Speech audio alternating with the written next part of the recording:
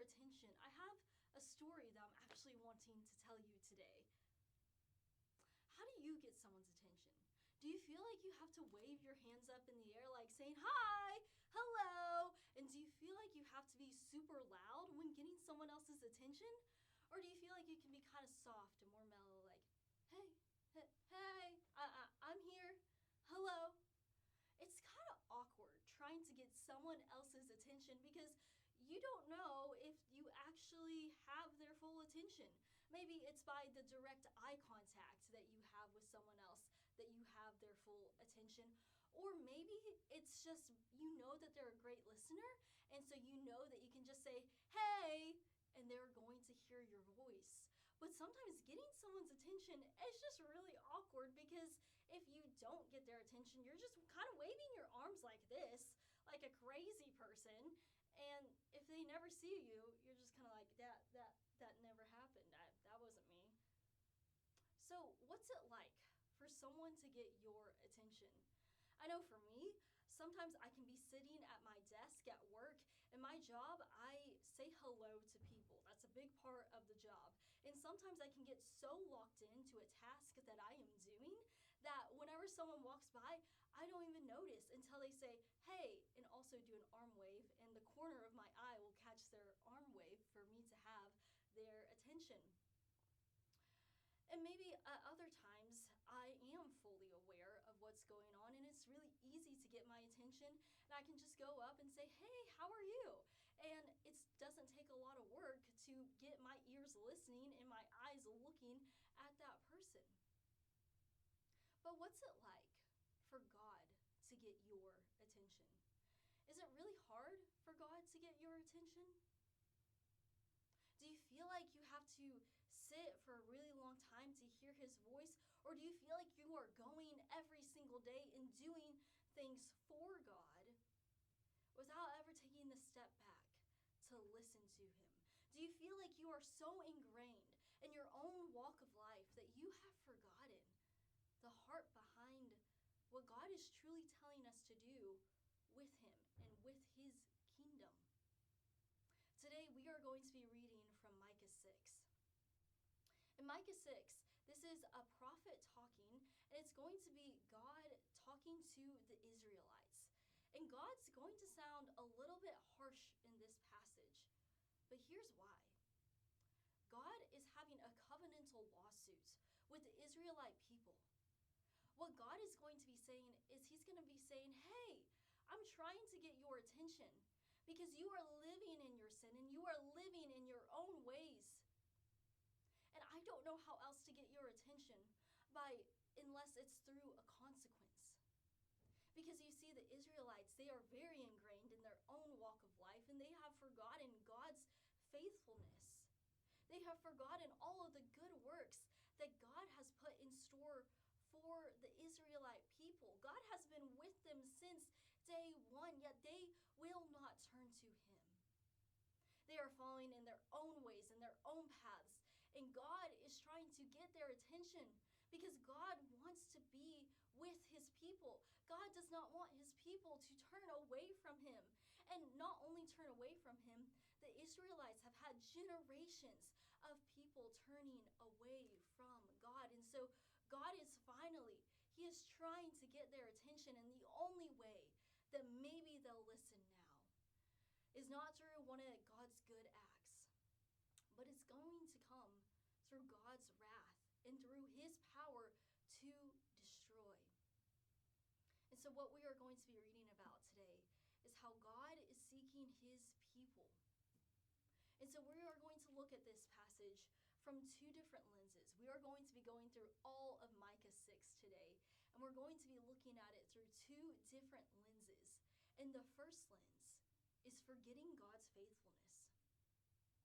So God is trying to get his people's attention. So he is having a covenantal lawsuit with them because they have forgot God's faithfulness. And so God is pleading his case before them. And he is saying how he has been a faithful God to the Israelites people. And so now, in Micah chapter 6, verse 1, it says, "Now listen to what the Lord is saying.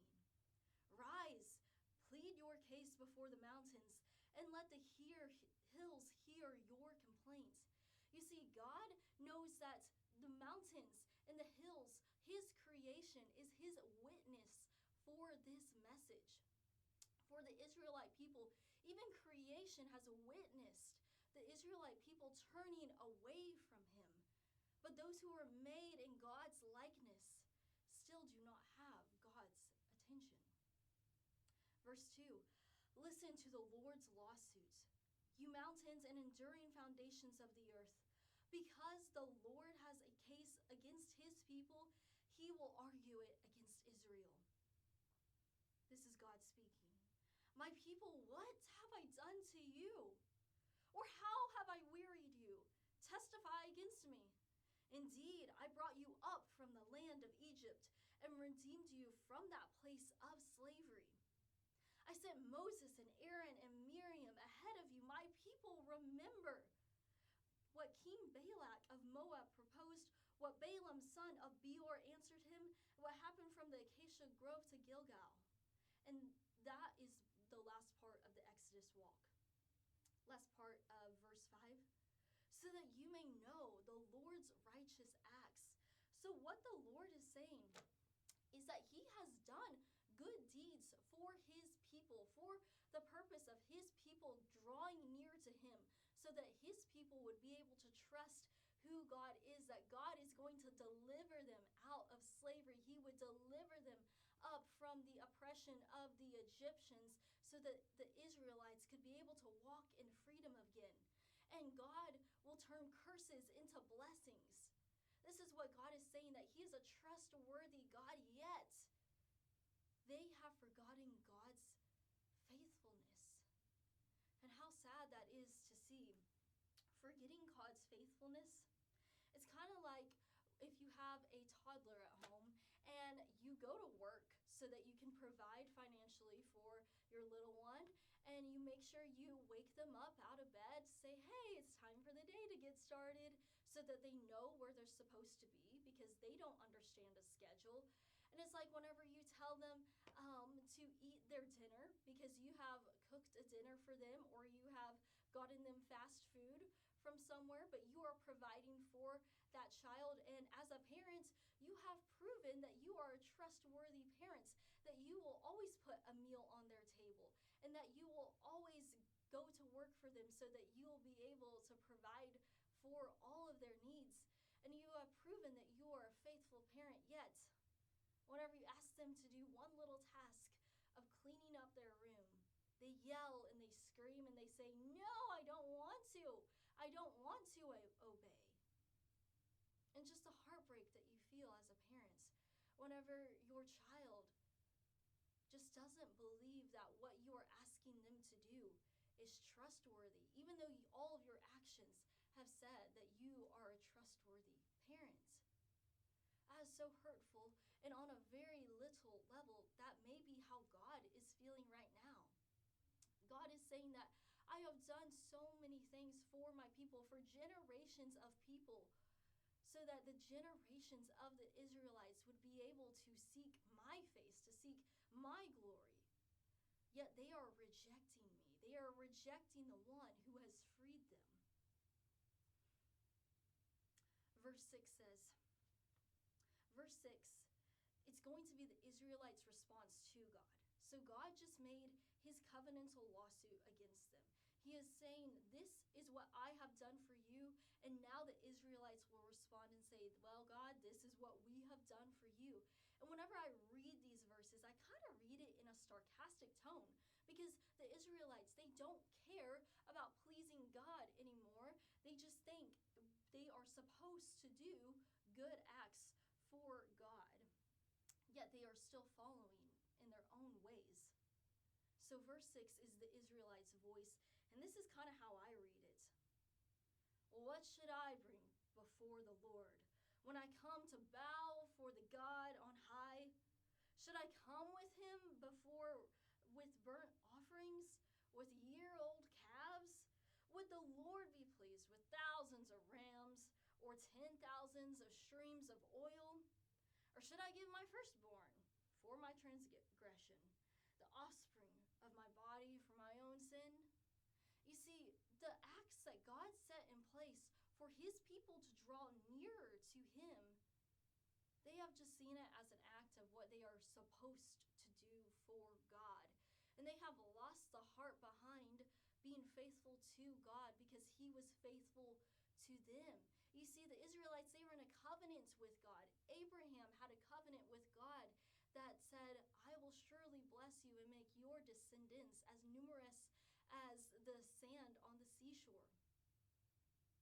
But yet, those descendants of Abraham, this is where they're at right now. The things that God established for them to draw near, they are not drawing near. They're actually neglecting the heart behind what God had intended for them. What this is like, it's like whenever we walk into church and we just feel as if worship's boring and the message is boring. And the only reason why we're at church is because it's what we're supposed to do as good Christians. Instead of what's a place that we get to come to draw nearer to God, to see his community united under his name.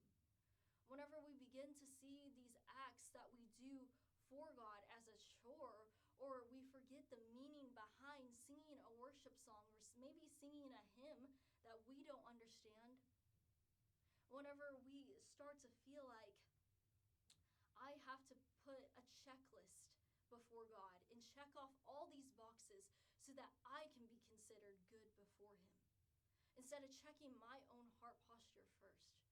So I know that our churches go through hard times, and I know that things can sometimes feel mundane in your local church.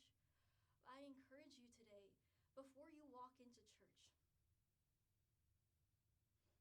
take a moment to just breathe and say, thank you, God, for bringing me to this community. God, do not let this be just a checklist that I do for you, but God, let me be with you in this moment, and let me embody your heart for the church. Because we don't want to become like the Israelites who have turned and neglected God in their faithfulness. God has been faithful to them, yet they have forgotten God's faithfulness. And Micah, in verse 8, is going to remind the Israelites of what their actual call with God is that it's not all about bringing sacrifices or year-old calves or thousands of rams to the Lord and checking off their list of what they're supposed to do, but rather it is this.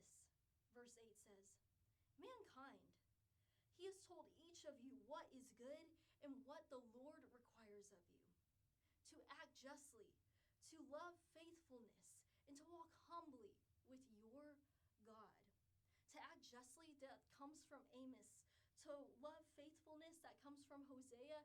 And to walk humbly, that comes from Isaiah. These are the three major prophets that would have come before Micah. And Micah is encompassing what the other prophets had to say to the other Israelites. So Micah is doing a call for all of the Israelites, for the entire tribe of Judah, to say, hey, don't lose the heart of what God has intended here. God wants to draw nearer to you. The way that you are to draw nearer to God is to act justly, to love faithfulness, and to walk humbly with your God.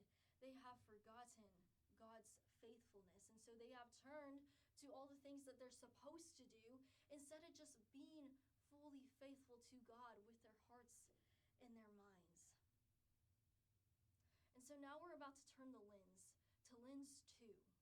Lens 1 was how the people forgot God's faithfulness. Lens 2 of this passage is going to be God seeking his people. Now, this is the part of the text where God is going to seem harsh. And like I said before, he is doing a covenantal lawsuit for his people. And God is going to seem harsh because he's not okay with our disobedience against him. The disobedient will be destroyed. But the disobedience will be destroyed because God is trying to turn their direction over back to him. He is trying to seek their face. God has done so many good acts for his won't listen to God. So God is having to use a consequence to get his people's attention. So God is seeking his people. Verse 9 says, "The voice of the Lord calls out to the city, and it is wise to fear your name. Pay attention to the rod and the one who ordained it." That is God. "Are there still treasures of the wicked and accursed of short measure in the house of the wicked? Can I excuse the wicked scales or bags of deceptive weights? For the wealthy of the city are full of violence, and its resident speaks lies." Verse 13, "As a result, I have begun to strike you severely, bringing desolation because of your sin. You will eat but not be satisfied, for there will be hunger within you. What you acquire, you cannot save. And what you do save, I will give it to the sword. You will sow but not reap. You will press olives but not anoint yourself with oil. And you will tread grapes but not drink wine. The statutes of Omri and all the practices of Ahab's house have been observed, and you will follow their policies. Therefore, I will make you a desolate place, in the city's residents an objection of contempt. You will bear the scorn of my people." This is their consequence for sin. The consequence for their sin is to be in destruction and to live in what they have put upon themselves. God did not put upon themselves their destruction, but rather God is putting destruction in place because this is what their sin has led them to. God has led them to be faithful to him. God has been faithful, but since they were not faithful back, this is what is going to happen. This is not about one person being unfaithful. This is about generations of people not wanting to follow him. And so the consequence for their sin is for nothing left, nothing that is produced, to be produced again. They'll be living in their own ruin. God wants the people to seek him. God wants the people to turn to him so that they can live in God's goodness again. God is not interested in our one-time good deed for him. He's not interested in all the things that we can do for him. God wants our hearts. And God is having to use his wrath as an act of his mercy, because God is wanting the people to see that there is a different way that never had to come to destruction and ruin. But this is where their sin had led them. But God did not leave the people in their destruction. You see, Micah is calling out the tribe of Judah, which is a part of the Israelites' tribe. And from the tribe of Judah, whenever they were like this, when they were living in their own destruction and sin, and they were turning away from God, God was still seeking them. Ultimately, God will be seeking his people through Jesus. Jesus came from the tribe of Judah. He was in that line of descendants. And Jesus would be the ultimate one to save his people, to pull these people out of their own destruction so that they could be raised to new life when they follow Jesus. You see, Jesus on the cross took the burden of all of our disobedience and all of our sin onto himself, and he died and was crucified for our sin. And only his blood could atone for our sins. And 3 days later, Jesus rose again and he ascended back into heaven so that now we can live with the Holy Spirit, so that we can embody the character of God if we choose to believe and walk with him. God did not leave us in our destruction. God gave us the consequence for our destruction and for our sin, and that's something that we still see today. Whenever we do sin, don't be surprised when there is a consequence. But with Jesus, there is no condemnation for our sin, but there still may be that consequence. And the reason why God sent Jesus is because all God wanted was to be united with his creation. creation. And the only way to find unity with his creation was to become his creation. So he sent Jesus as the incarnate Christ so that Jesus could walk with us and Jesus could be fully human and fully man, because that was the only way for us to get back to God. God is seeking his unfaithful people. That is the main point of all of today. God is seeking his unfaithful people. It was true in Micah 6, and it is true for us today, that through Jesus now, God is seeking his unfaithful people. And back in Micah 6, God was seeking his unfaithful people by even telling them, hey, you guys have messed this up. This is not what I'm all about. All I want is for you to draw nearer to my heart. That is what he is telling the Israelites back then, and that is what he is telling us today. Forgetting God's faithfulness, God talked about the Exodus walk in the beginning of this passage. And as Christians, that is our testimony too. Our ancestors once were freed from the Egyptian rule, and as descendants of the Israelites, we get to walk in freedom. God is allowing us to be freed from our sin. So this is our story too, as God's people. When we talk about God's faithfulness, we can point back to these passages in the Bible, in Genesis and Exodus, when God was faithful to us. Because it's not just their story, it's our story whenever we are in the bloodline with Christ. Christ has invited us into his bloodline through his death and resurrection. And so I'm asking you today, in what area have you forgotten God's faithfulness?